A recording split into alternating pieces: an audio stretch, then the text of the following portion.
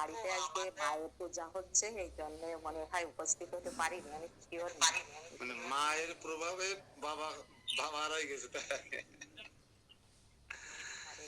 এখন ভোরবেলা মায়ের পূজা কি কাজ থাকে, 1 ঘন্টা ক্লাস করতে, এগুলো গুরুত্ব দিতে হয়। মায়ের পূজা হবে রাত্রে বেলায় ধরুন কিংবা যখন, কিন্তু এখন তো 1 ঘন্টা একটা ইম্পর্টেন্ট সেশন না। ঠিক আছে, হরে কৃষ্ণ, ধন্যবাদ মাতাজিকে। জাহ্নবী তটবনে জগমন লোভা, আমরা জানি, আমরা যখন মঙ্গল আরতি গেয়ে থাকি, তো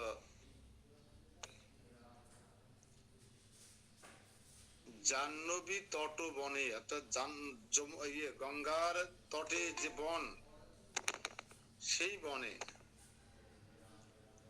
জগমনোলোভা, অর্থাৎ যখন গৌরাঙ্গ রায় বিচরণ করে তখন তার শোভা অপরূপ হয়ে থাকে। গৌর আরতিতে আপনারা গেয়ে থাকেন। তো এখন আপনারা ধীরে ধীরে এগিয়ে যাবেন সারঙ্গ মুরারি শ্রীপাঠ। সারঙ্গ মুরারি শ্রীপাঠ কি জয়। আমি 1 মিনিট একটু বাইরে যাচ্ছি, একটা নতুন ভক্ত ফোন দিয়েছে, 1 মিনিট।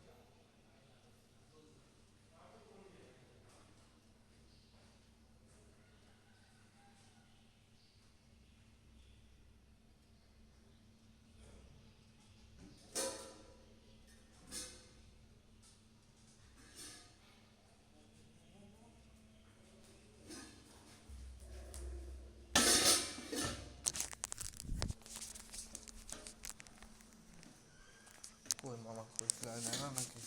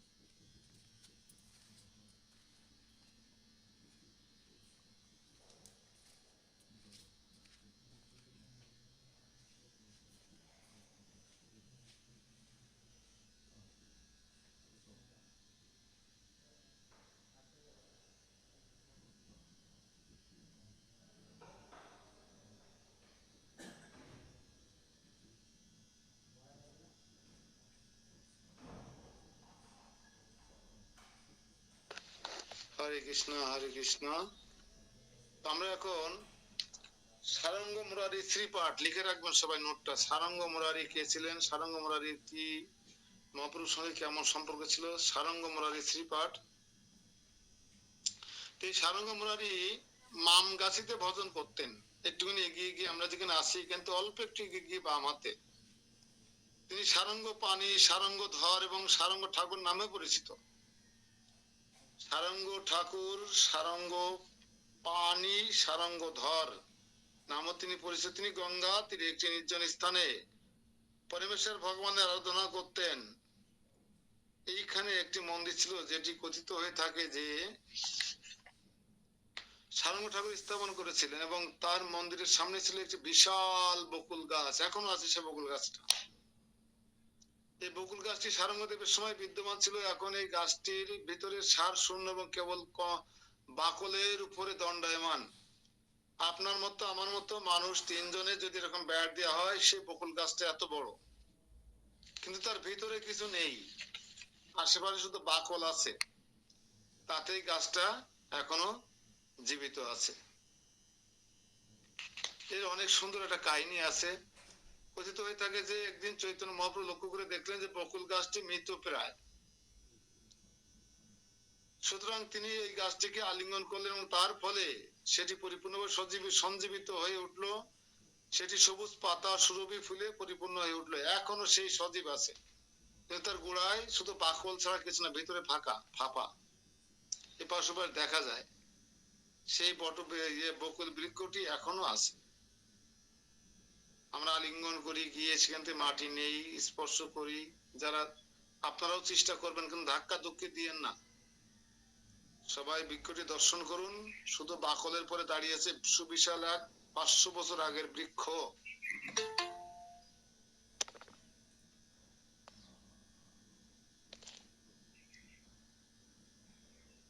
আজকে একজন নতুন ভক্ত ঢুকলো মনে হয়, দীনদয়াল শ্যাম্পু চিনতে পারবেন? ওই প্রভাতী মাতাজি নাকি? হরে কৃষ্ণ, ক্যামেরা অন করেন।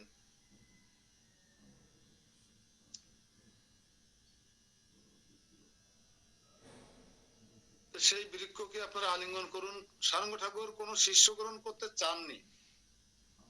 এই সারঙ্গ ঠাকুরের পাওয়ার শুনলে আপনারা অবাক হয়ে যাবেন। সারঙ্গ ঠাকুর ঠিক লোকনাথ গোস্বামীর মতন কোন শিষ্য গ্রহণ করতে চান নাই, কিন্তু তার অন্তর থেকে পরমেশ্বর ভগবানে বারবার তাকে শিষ্য গ্রহণে অনুপ্রাণিত করছিলেন। ভগবান তাকে অনুপ্রাণিত করছিলেন বারবার যে তুমি শিষ্য গ্রহণ করো।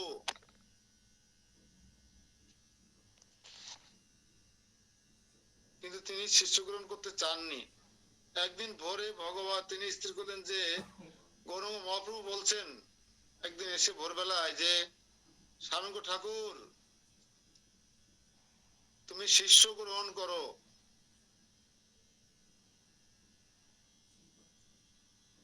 কিন্তু সারঙ্গ ঠাকুর ভাবলেন যে মহাপ্রভু বলছে, ঠিক আছে আমি শিষ্য গ্রহণ করতে চাইনি, কিন্তু সারঙ্গ ঠাকুর যেহেতু বলছেন, আজকে আমি ব্রহ্ম মুহূর্তে গঙ্গা স্নান কালে আমি যাকে দর্শন করব তাকেই আমি মন্ত্র দীক্ষা দিয়ে শিক্ষা করে শিষ্য রূপে গ্রহণ করব। তা ভোরে যখন তিনি প্রাতঃ স্নানে গেলেন, তখন একটি বালকের মৃতদেহ নদীতে ভাসতে ভাসতে তাকে স্পর্শ করলো। আগে সাপে কাটা পড়ে যদি কোনো কেউ মারা যেত, তাকে ভেলায় করে নদীতে ভাসিয়ে দেওয়া হতো গঙ্গাতে। তা এইরূপ সারঙ্গ ঠাকুর প্রতিজ্ঞা করলেন যে আগামীকাল প্রাতঃে প্রাতঃ স্নান করতে যাওয়ার সময় আমি যাকে প্রথম দর্শন করব, সে যেই হোক না কেন তাকে আমি দীক্ষা দিব। তাই তিনি সকালে যখন প্রাতঃ স্নানে গেলেন, তখন একটি বালকের মৃতদেহ তার শরীর স্পর্শ করলো, মানে বেলার পরে। এবং সারঙ্গ ঠাকুর তাকেই তার শিষ্য হিসেবে গ্রহণ করবেন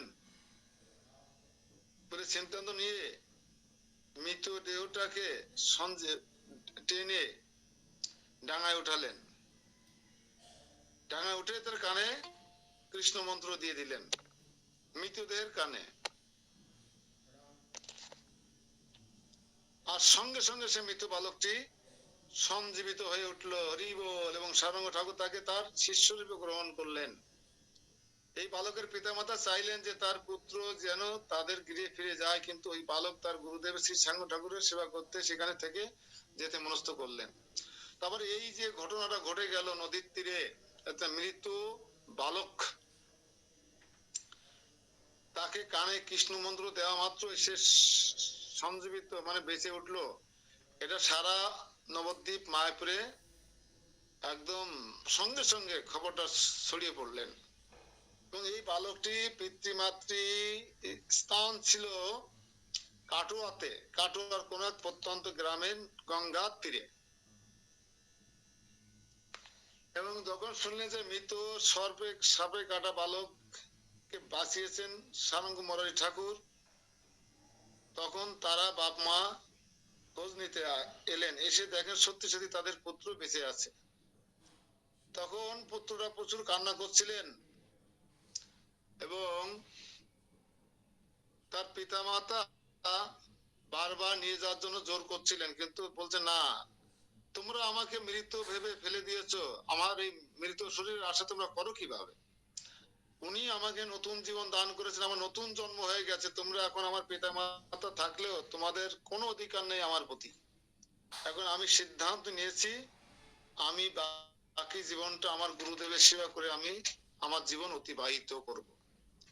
এইভাবে প্রবোধ দেওয়ার পরে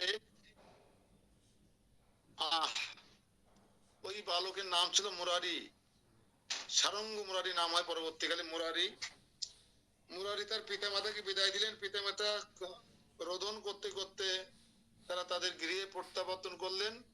এমন সময় মহাপ্রভু তার সংকীর্তন দল নিয়ে হরে কৃষ্ণ মহামন্ত্র কীর্তন করতে করতে সারঙ্গ ঠাকুরের গৃহে এলেন। আর সারঙ্গ ঠাকুর গৃহে যখন এলেন, বলেন ঠাকুর, তখন মহাপ্রভু কত অন্তর্যামী।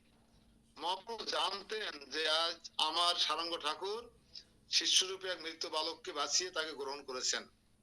মহাপ্রভু উভয়কে কৃপা করবার জন্য ওই আশ্রমে যখন এলেন, তখন মুরারি, সারঙ্গ মুরারি ক্রন্দন করতে করতে মহাপ্রভুর চরণে পতিত হলেন। আর মহাপ্রভু গুরু শিষ্য উভয়কে আলিঙ্গন করলেন, বললেন ধন্য তোমার জীবন, তুমি এমন সুন্দর গুরু পেয়েছো। আর গুরুদেব সারঙ্গ ঠাকুরকে বলেন, তুমি তোমার জীবন ধন্য যে তুমি এমন একটা শিষ্য পেয়েছো। তো এইভাবে সারঙ্গ মুরারি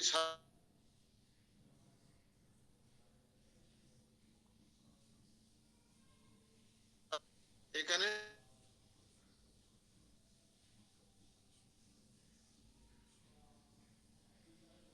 মুরারির শ্রী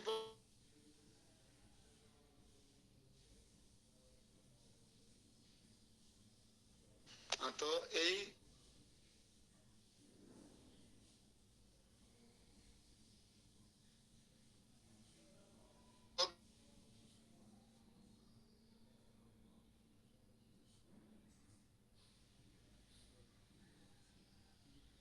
পড়বেন লাইন দিয়ে।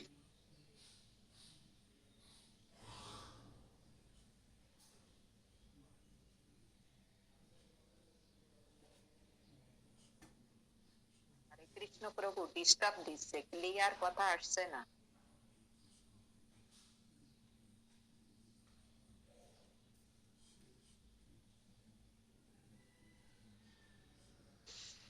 আর এই সারঙ্গ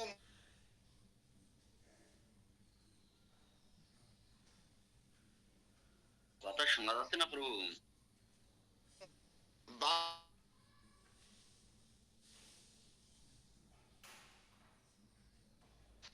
বাঘের পিঠ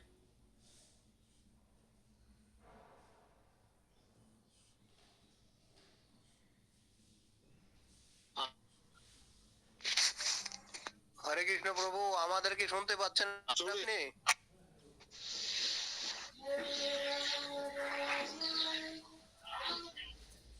কিছু শোনা যায় না। কৃষ্ণ, অন্যান্যরা কি আমাকে শুনতে পাচ্ছেন? হ্যাঁ প্রভু, পাচ্ছি প্রভু, আপনাকে পাচ্ছি। প্রভুর কথা শোনা যাচ্ছে না। প্রভু শুনতে পাচ্ছে না মনে হচ্ছে। আমি তো কথা বলছি, কিন্তু উনি তো কোনো রেসপন্স না।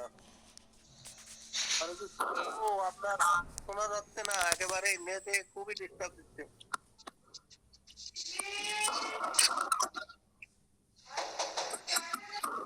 বকুল বৃক্ষকে যারা এখনো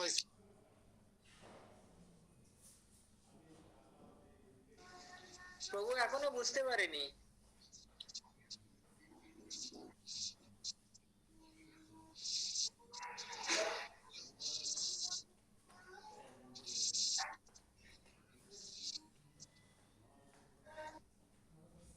প্রভু কি বের হয়ে গেল?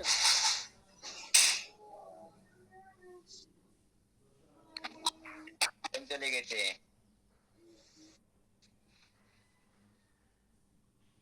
আমার তো এর ভিতরে 2-3 বার কারেন্ট চলে গেছিল।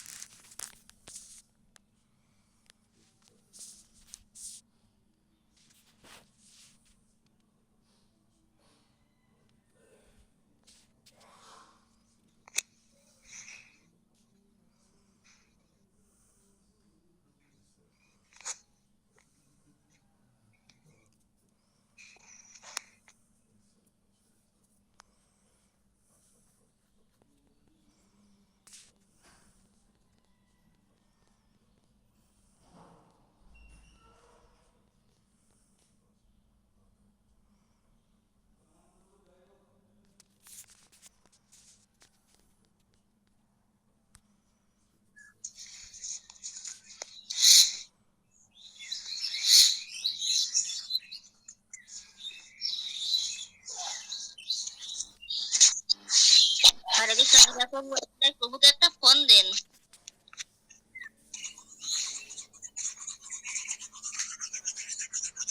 দেখি কি অবস্থা দেখি।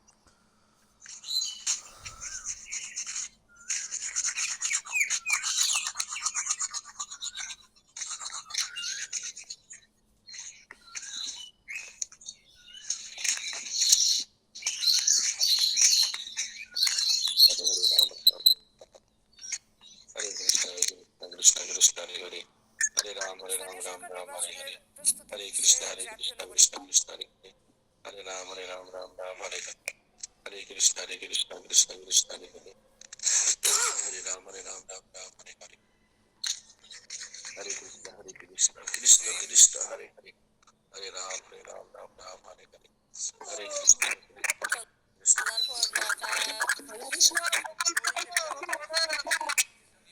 হ্যাঁ প্রণাম মাতাজি। আপনি তো উপবাস দিতে পারছেন গো। তাহলে ওই মহাপ্রভু সম্পর্কে কিছু কথা বলা যায়, গৌরাঙ্গ মহাপ্রভু সম্পর্কে।